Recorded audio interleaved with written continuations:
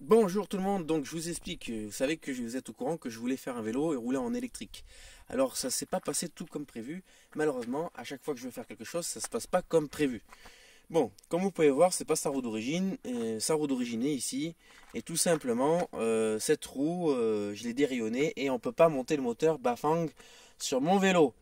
Du moins on peut pas le rayonner. C'est pas qu'il est pas compatible mais c'est que ma jante n'est pas compatible. Pourquoi? Faites attention. Les moteurs Bafang vendus par les Chinois, c'est des 18 trous qui correspondent 18 trous par face. Donc ça vous correspond en fait à des rayons, enfin la jante rayonnée complète, 36 rayons. Moi j'ai 28. Donc c'est pour ça que vous voyez qu'ici il y a plus de rayons que là. D'accord? Donc je ne pouvais pas rayonner un noyau 36 trous en 28 trous, vous avez compris. Alors bon, concernant ça. Après secondo, j'ai niqué le BMS de ma batterie. Alors je l'ai pas niqué en courju ou quoi que ce soit, c'est que j'ai voulu lui faire une cure d'amaigrissement. Et en lui faisant une cure d'amaigrissement, parce qu'il rentrait pas dans cette putain de boîte. Et donc du coup j'ai pris une disqueuse et un disque à, je sais pas comment on dit là, il ressemble à une hélice en fait. Et donc c'est abrasif. Et j'ai voulu enlever la première couche de résine, ça a marché nickel, mais sauf que ça rentrait toujours pas dans cette putain de boîte. Et donc du coup j'ai continué jusqu'à avoir flingué une résistance. Donc du coup j'ai dit je prends pas la décision de prendre ça. Donc du coup j'en ai acheté un nouveau BMS qui est beaucoup plus petit. Donc du coup ma batterie elle est là-bas et elle est bientôt finie. Alors concernant le vélo, donc il possède euh, une ampoule LED 48 volts. Je peux vous garantir que ça watt sévère. C'est vraiment impressionnant. Je vous ferai une vidéo là-dessus. Donc bon, je vous le présente pas, c'est le Rockrider 520, d'accord. Ici vous avez, j'ai changé les poignées qui correspondent en fait à des poignées avec très bonne qualité d'ailleurs, hein, mieux que ceux d'origine. Et en fait, il possède un câble de signal qui permet de couper le moteur quand vous freinez. Parce que si vous freinez et que le moteur continue à accélérer, ça va pas. On a ici monté la poignée d'accélérateur, c'est une poignée d'accélérateur, si je viens de le dire. L'écran digital à cristaux liquides basique, ce qui permet d'y voir, parce qu'attention, ils ont un défaut, les nouveaux en couleur, ils sont jolis ceux qui sont en couleur, mais le souci c'est que quand il fait soleil, on voit rien. Et là, nous avons tout simplement le, le, le petit pad qui permet de gérer le mano. Et là, c'est pareil, voilà, donc on a les freins à disque qui sont montés devant. Bon, voilà, donc derrière, bon, c'est un peu la merde, hein. Ici, nous avons la box contrôleur. Donc ici, c'est ce qui permet tout simplement de gérer votre contrôleur. Dedans, il y a le contrôleur et du passage de câble. Même topo ici, ça c'est moi qui ai fait ça. Donc là, même topo, passage de câble. Ici, c'était problématique. Pareil, il a fallu adapter parce que la gourde, les vis de la gourde sont ici. D'accord, sur ce vélo. Or, le mec qui m'a vendu la batterie, il m'a filé des trucs qui se mettent ici. Bon, et en plus de ça, en plastique. Donc, j'avais pas confiance. J'ai préféré, ici vous voyez, c'est une plaque en aluminium.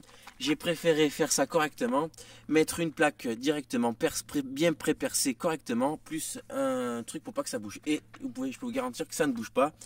Concernant les passages de câbles, c'était un petit peu compliqué aussi parce que du coup c'était du standard et donc du coup on se retrouvait avec des rallonges phénoménales.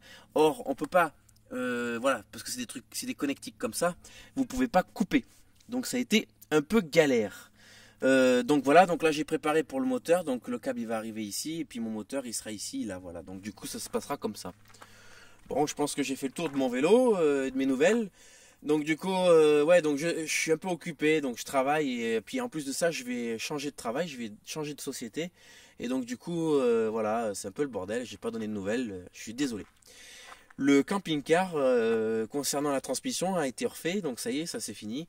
Le souci c'est que le pont est mort, donc le pont il est cassé.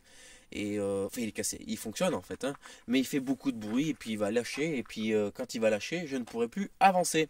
Donc du coup, avant que ça arrive, je vais m'occuper, je vais rechercher soit un pont reconditionné et faire un transfert. Je vous ferai une vidéo si je fais un transfert, ou soit tout simplement l'ouvrir et enlever le planétaire, l'axe de l'arbre principal avec son roulement, et puis les deux axes de roulement ici. Et en même temps, vu que tout sera ouvert, je ferai les freins du camping-car. Parce que voilà, une fois que tout est ouvert, hein, ben vas-y Coco, refais tout quoi. Bon voilà, sinon à part ça tout va très bien. Donc ça on peut voir c'est ma batterie. Donc j'avais à peu près 200 piles de récupération. Et donc du coup là-bas j'ai fait un tri, je vous montre vite fait.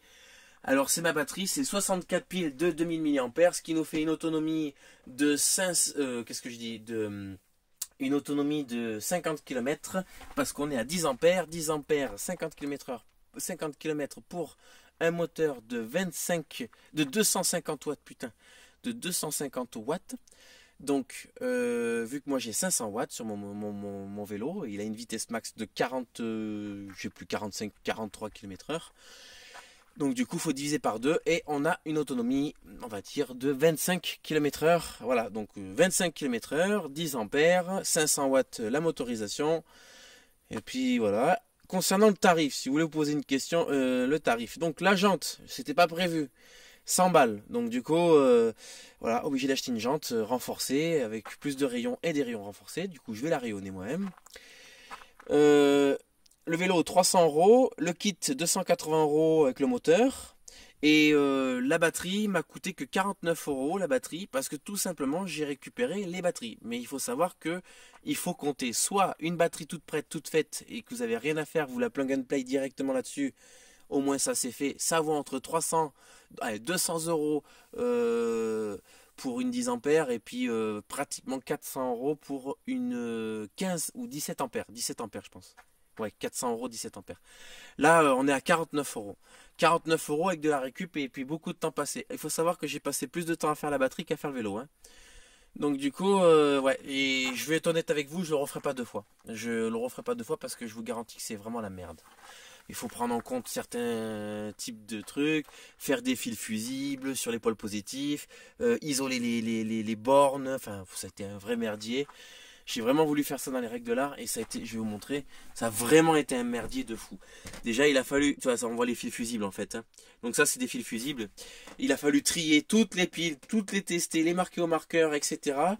Et prendre des 2000 mAh, pas des 3000, pas mélanger des 1500, faut vraiment respecter, voilà. Donc du coup on se retrouve avec 64 piles qui ont une vraie résistance de 2000 mAh parce que je les ai testées avec un testeur, avec un décharge et je les ai déchargés et rechargés en fait. Donc voilà, bon ça a été long, chiant et franchement je le referai pas.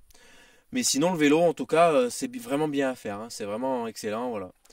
Bon et au niveau du retour de ma cuve, bon là j'ai mon lit et tout ça.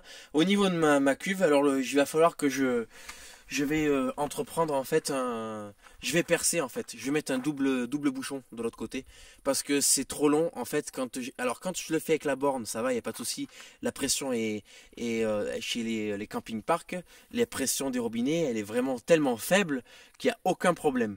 Mais si je passe sur un robinet qui a de la pression style cimetière, un robinet du cimetière où là il y a l'eau de ville qui passe à 2 bars ou 3 bars, je sais plus.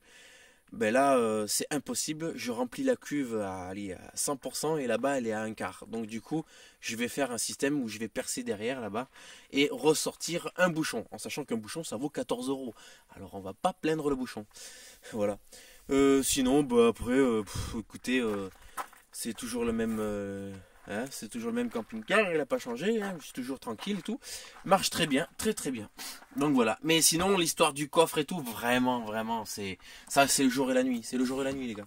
Je vous garantis 200 litres d'autonomie, j'ai 240 litres d'eau. Je peux vous garantir que voilà, c'est le strict minimum qu'il faut. C'est ni plus ni moins. C'est vraiment superbe. Ah oui, quelques petits trucs par rapport à la cuve aussi, c'est pareil.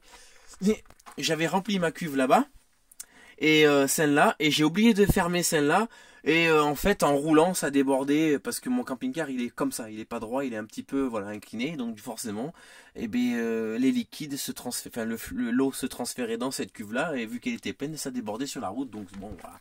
Alors donc du coup il y a des petites manips à faire, c'est-à-dire que je remplis la cuve 1, celle-là je ferme et puis après je remplis la cuve 2, voilà, il faut faire ça en fait, sinon ça pose des problèmes.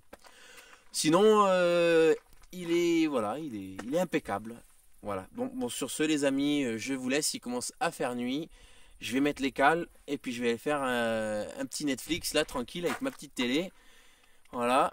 Et puis voilà. Je vous souhaite une bonne journée ou une bonne soirée selon comment tu regardes la vidéo.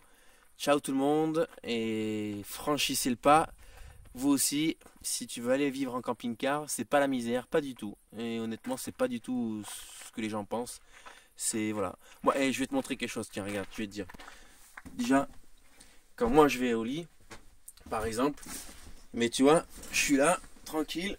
Et moi, qu'est-ce que je vois en premier? Je vois la télé, tu vois. Je suis tranquille, peinard, dans mon lit, j'ai la téloche. Voilà, je veux dire, je suis tranquille, j'ai mon ordi, je manque de rien, hein, on a tout. D'ailleurs, j'ai mon PC fixe, il faut que je le sorte d'ici. Je sors ma télé comme ça, tac, hop. Et puis voilà, tranquillou. Je mets mon convertisseur, et puis tout est joué. Concernant l'autonomie, par contre, là, on commence à rentrer dans une période un peu compliquée. Je commence à avoir moins en moins de trucs. Alors, je vais fabriquer une pile. Mais plus tard, là, quand j'aurai fini mon nouveau taf, etc., que je me serai installé dans l'entreprise et tout, parce que c'est pareil, voilà. Et donc du coup, je ferai une pile Lipo 4 de grosse puissance. Donc voilà. Oui, aussi, je voulais vous dire, étant donné que j'ai un terrain, donc du coup, ouais, c'est pour ça que vous m'avez pas vu en fait, parce que j'ai fait pas mal de démarches et tout ça, c'était vraiment un peu le bordel. Donc du coup, voilà. Et sur le futur terrain, je ferai une vidéo aussi où je vais faire en fait je sais pas comment on appelle ça, un auvent, je sais rien, enfin un abri de camping-car où on va le rentrer comme dans une gare et j'aurai le plein pied en fait directement ici et on verra avec comment enterrer les câbles électriques et l'eau dans le sol pour voilà pour faire comme une zone de stationnement spécifique à mon camping-car. Donc ça c'est le projet, un gros projet qui va me coûter un peu de thunes et puis qui va arriver voilà, d'ici peu. Enfin voilà. C'est tout, donc c'est terminé. Je vous laisse. À la prochaine.